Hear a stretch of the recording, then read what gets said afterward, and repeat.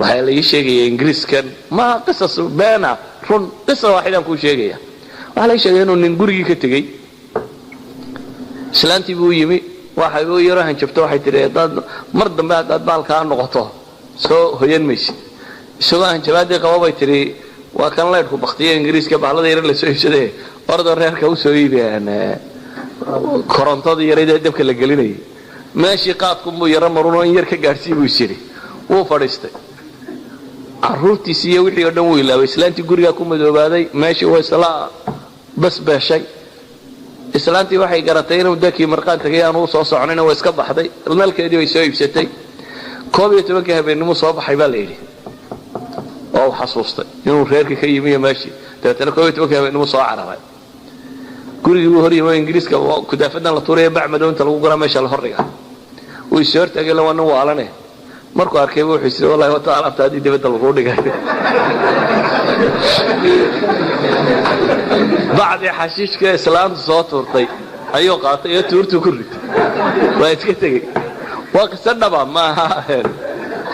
tuurtu ku rid oo socday gurigii hooyadii buu tagay kabadhku furay meel buu ku cabaystay waa xidhayo habeenkii iska seexay maalmo guriga joog in yar markii gurigii la joogay ba islaantii guriga lahayd way yaabtay war guriga waxaan ka uraya waa guri xafaayada lagu xidhay kabarka la galiyay guriga waxaan ka uraya maxaa ka saa akhiran islaantii umba meeshii furtay baadi bay dabool ka rogtay baada waxa faa'iido carruurta ku jira markay islaantii aragtay tiri war waa maxay waxaan baad ku seetay ee waa alaabteedii halka dhigo war alaabtaa jabtay waa maxay waxaan baa leeyahay waa soo dhaqaaqo uu arkay ninkan waalida ku jirta wax kale ma xasuusan wallahi leeyma eriin buu yiri islaantu baadi kaga cararay ma xasuusan xataa inuu ka qaado ana min alwaalid runtii haddaan siraahdo uun muhaadara ka dhig